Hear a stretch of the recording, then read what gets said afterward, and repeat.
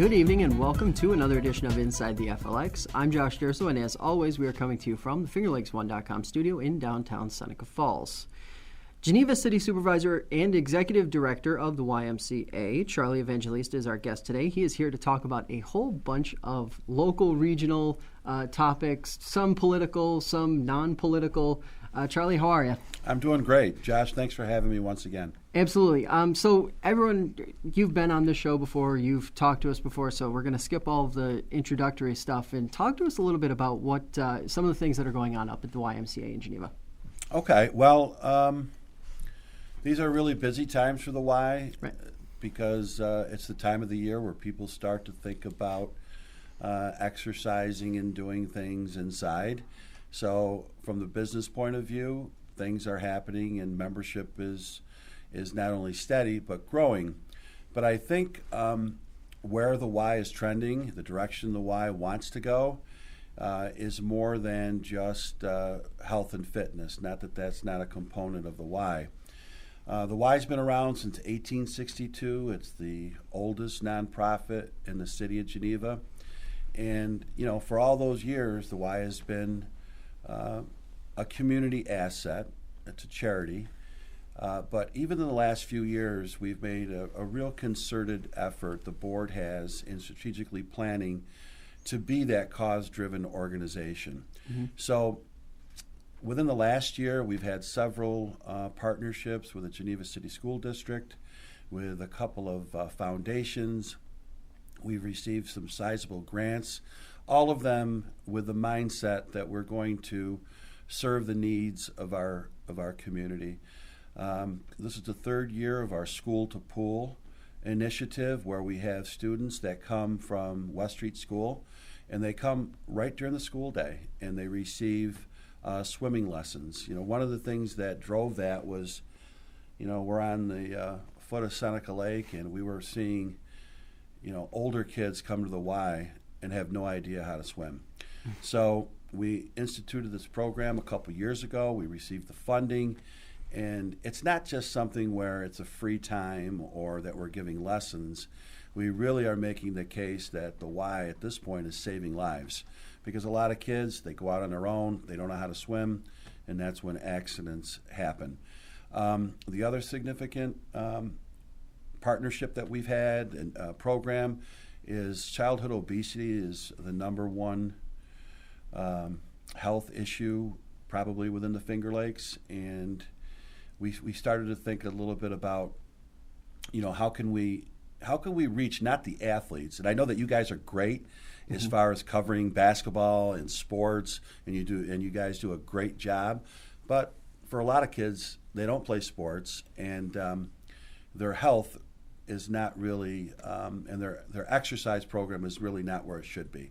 Mm-hmm. So we're doing something at the schools in the beginning of the day, where our certified group fitness instructors come in and they do some alternative group fitness things that are fun, some things with a little bit of a mindfulness associated with. We'll do some yoga, we'll do some meditation. It's tough to be a kid nowadays. Mm-hmm. Now, interestingly, to that point, I'm glad you brought that Sure. up. Our last two of our last shows in the last month and a half have focused on the health, the well-being, the fitness, the yoga, the meditation, and the growth in that space. Yeah. Was it a matter of you guys were sort of thinking ahead of the curve, or was it a matter of you guys saw this really great opportunity in getting young people engaged in this type of thing, where it was, you know, you guys were like, we have to jump on this now? Yeah, we have to really jump on it now. We have a lot of kids that come in. A lot of teens will come in. They'll exercise. They'll use the cardio equipment. A lot of kids will go upstairs and use the fitness equipment. But there's a lot of kids out there, and the dynamics of the family are radically different than they were, 15, 20 years ago. A lot of single parent, a lot of parents on the go, a lot of bad eating, not a lot of family time. So we're not trying to cure it all, but we're trying to make an impact. So it's a 5-year grant, and this is year 1. So I think we're going to pick up on the things that we're doing well, and we'll work on the things that were short. And I think you're going to see some good things happening. So it all goes to the fact that we talked about that the Y is really more than just a place with a gym and a place to swim. Mm-hmm. We have to be a cause-driven organization. We have to connect with our community, and that's just what we're doing right now. Now, you mentioned growing membership, and I have to think that that's sort of like your guys' underlying goal is to also be building your membership at the same time as you're reaching the community. How much of a challenge is that, really, though, building up a membership to something where you have like poverty and different sort of aspects drilling in it? Yeah, it's a real challenge, and we maintain that no one that wants to come to the Y is turned away. So we do offer financial assistance. So people can fill out the application and they can make their case why they need financial assistance. And we're pretty judicious with it. We just don't give it away. Mm-hmm. But at the same time, there's a lot of need out there, and kind of coincides with the fact that we're running our annual appeal at this time of the year. We do it from now until probably the second or third month of 2017, and that extra income that we receive helps offset the families that need the assistance. Mm-hmm. For the most part, we try to award the financial assistance based on families. If it's a single adult and they have the ability to work, mm-hmm. then we pretty much say we'll work with you, but we're not necessarily going to extend a lot of financial assistance to that individual. Right. So we're focusing on families and trying to get families to the Y. We're inclusive. We try to do things that are family-oriented, a lot of youth sports. We've got probably the biggest lacrosse program for the kids in the area. I mean, we'll play within our league, Seneca Falls, Waterloo, Newark, but a lot of those are town teams. Right. Our teams come from the Y. Right. Swim teams, basketball. I'll do a basketball 7-8 week sessions for our K1, 2, 3 coming up, and I give them my 40 years of basketball experience. So it's a lot of fun. The Y is a great place to work, and it's really a great place for families to participate. Now, how much engagement do you guys see, just out of curiosity, from the older generations? You're trying really hard to reach young people, but I would imagine that you're also in the process netting a lot of generational folks, 30s, 40s, 50s, 60s even. Yeah, I'm glad that you brought that up, because the fastest growing demographic, regardless of whether or not they're coming to the Y, is our senior citizens. And senior citizens, they want to be independent. Right. And they don't want to be, assisted. So we've done a couple good things. We have an insurance-based program, Silver Sneakers, Silver Fit. We run it 5 days. We have people 80s, 90s coming in. And they've been coming for 15 years, 20 years. So they see their friends. As we get older, maybe our partner, maybe our spouse has passed on. This is a great opportunity to there's a social component, is what I'm saying, besides the exercise component to it. So we also received a larger grant with the city of Geneva. Mm-hmm. So what we do is we offer any Geneva city resident, 65 years of age or older, they can come to the Y 3 days a week. They can participate in 6 different programs: water, aquatherapy, aqua classes, and then we do some classes in the gym. But our seniors are really well served at the Y. Right. So obviously this year has been a busy year for you. Yeah. You mounted a campaign attempting to run for Senate. That didn't work out ultimately, but you were on the show. You talked about what you hope to see, and I'm sort of curious as to what your feeling is now that the election's over and the dust has settled.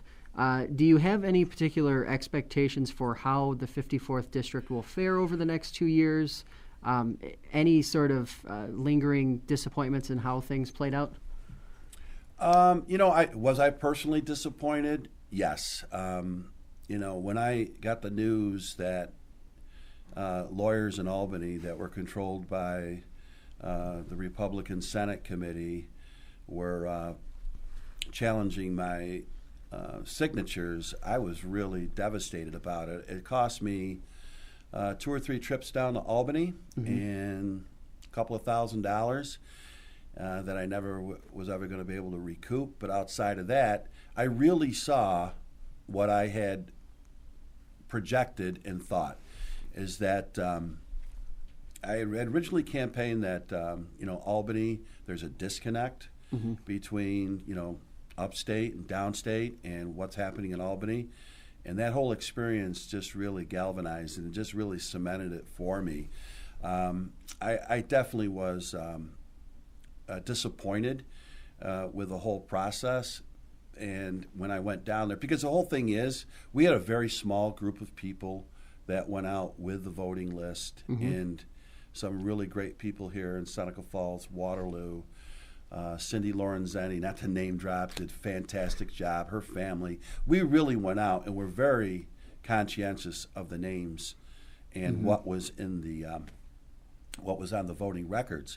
So we thought it was going to be a slam dunk that we were going to go down there and these challenges were going to be thrown out. Right.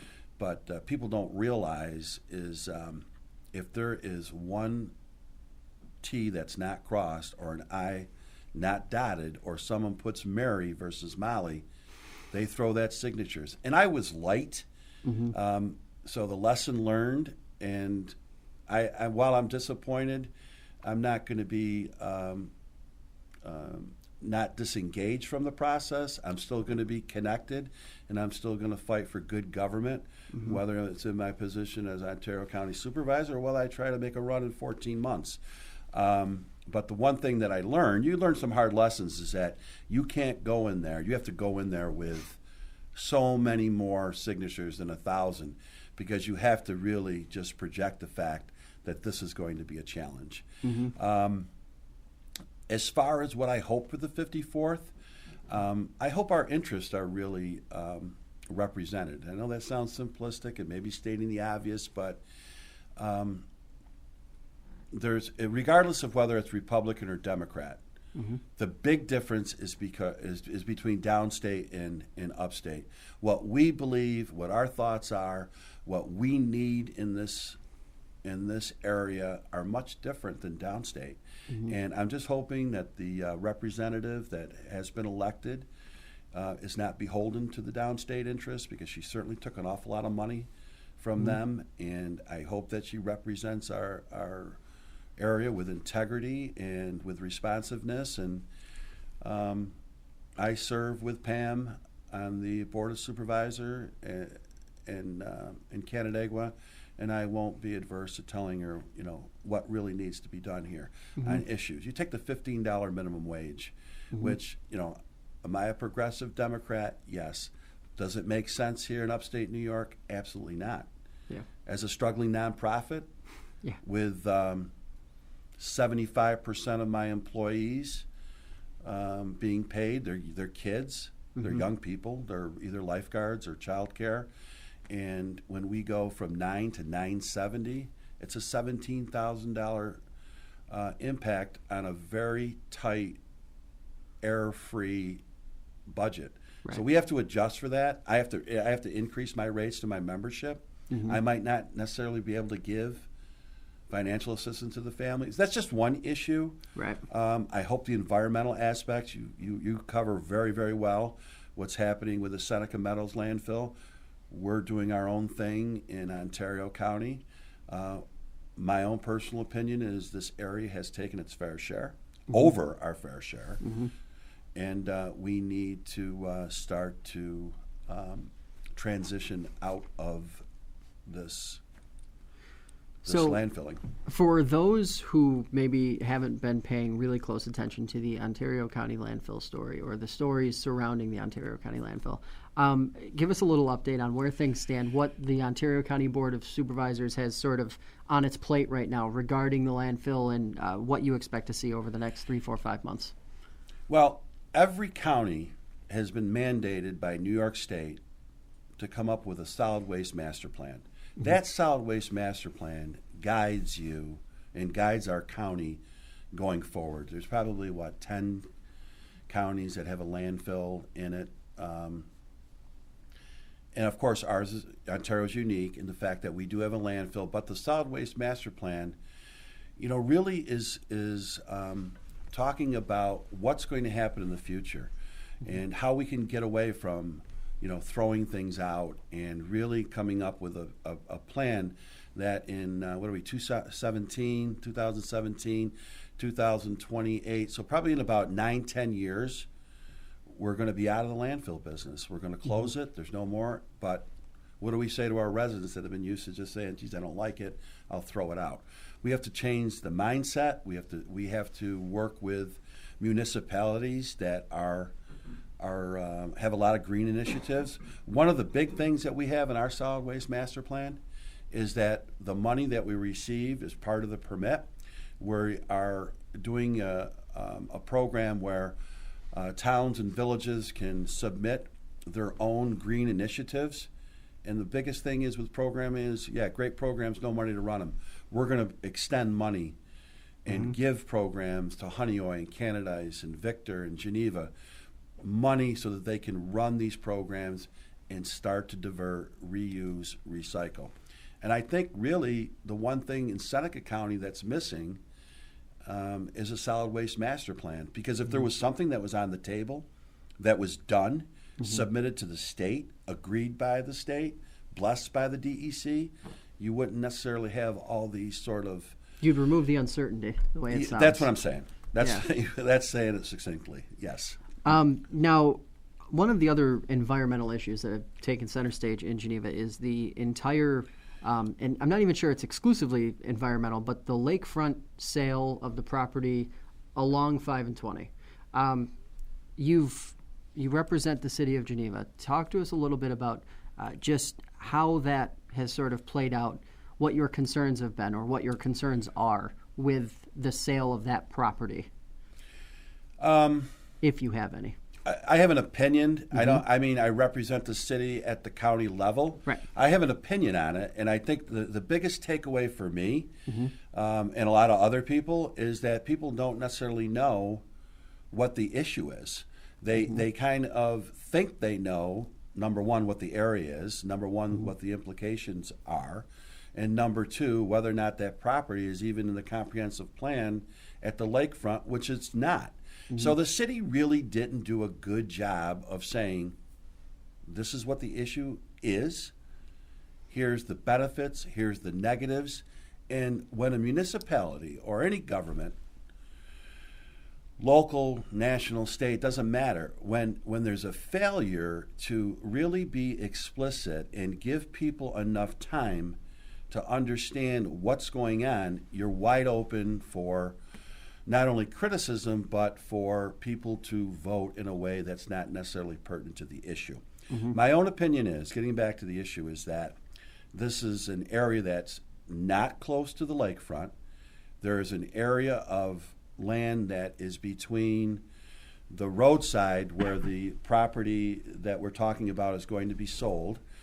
And to me, it makes a lot of sense for the city to go forward, get the $200,000 from the individual that wants to buy it, and keep everything else intact. If it was on the lakefront or it impacted the lakefront environmentally, then I obviously would be against it. But I don't see a lot of drawback on this. I think it's a good thing. Now, another one of the environmental issues in Geneva, since we're checking these off one by one, is the entire controversy around the Geneva Foundry, the former Geneva Foundry. Everyone has had a relatively hot take on where this particular issue is. What has been your opinion watching it, and where do you think it needs to go in terms of the city's responsibility versus the state's responsibility, and how people should sort of be recoiled from it? I think the city, even though it's been really late in the game, has started to really get out there and have public hearings and get people at least notified that this is happening. Again, I really think there has to be a lot more information, a lot more science involved. The city there's no way the city could possibly have enough money to remediate the the area, and we're not sure. I mean, I'm sure not on like Jackson right there, right next to that, right next to the old foundry. I'm sure those are the really areas that are really going to be closest to the action. But there has to be make sure there's comprehensive testing. If there were tests that were taken years ago, let's get them out in front, see what they are. And then you probably have to get into families that are there and actually pay for people, especially young people, to have tests to see where they're at. I think, again, it's been something there that on the first take, long administrations ago, they could have done a lot better job. It's been dropped into the 2016, 2017 council. So they got to do a lot of backtracking. They got to backtrack, and they got to really do some investigating right now. Now, this is something that is sort of built up for several decades now. Yeah.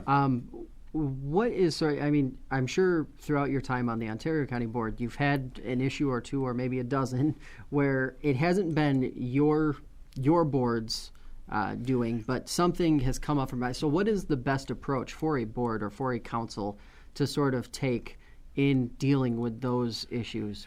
You know, it's like you're trying to deal with a problem 50 feet behind you. How do you do it while you're still looking forward? I mean, it's unfortunate that that's been dropped in their lap, but at the same time, you can't just divorce yourself or say something like, well, I'm not responsible because I wasn't involved in that. I mean, you have to go really 100% all in at this point. To me, it has to be the number one issue for Geneva City Council. Mm-hmm. While there's some great opportunities happening, the city was awarded the $10 million a few months ago. You've got some things happening downtown. You've got some incubators things that are happening. This environmental issue has got to be in the forefront. It's got to be on the council's table really every time that they meet. Mm-hmm. And if they have to establish a subcommittee to really go after it, then they do it. And they got to make sure that they're cooperating and working with our local Department of Health, not the DEC. The Department of Health has got to be involved because they actually should be taking the lead on this. Mm-hmm.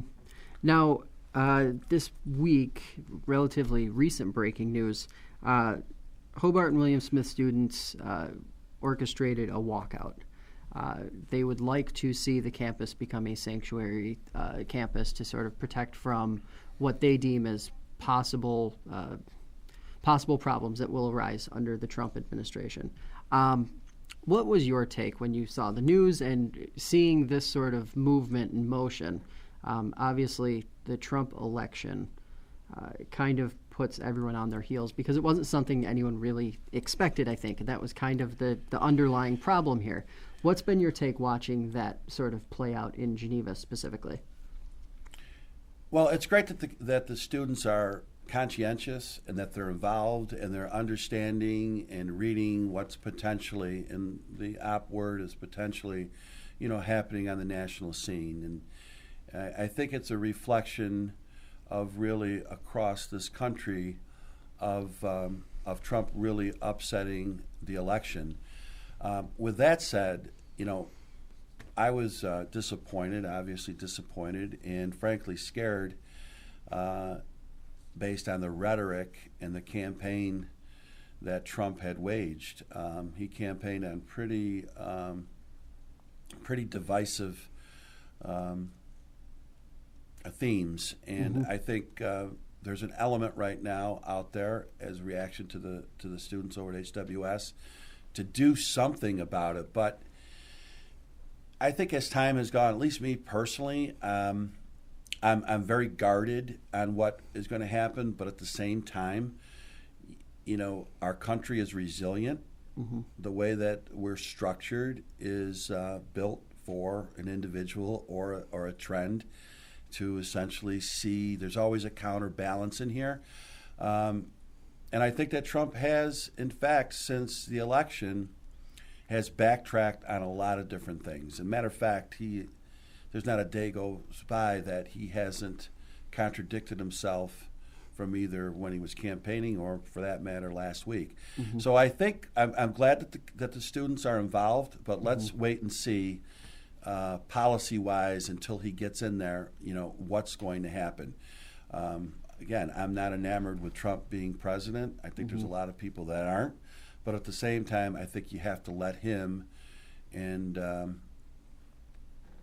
the people that voted for him have a chance to see what they're going to do. It's kind of like the person that keeps complaining about the way things are, and you kind of give them the opportunity to do some things and see how they go. Hopefully they're not going to be catastrophic or hurtful or hurt the country. I don't think so. I just think there's too many breakers that are in our government that are there for him to do something like that.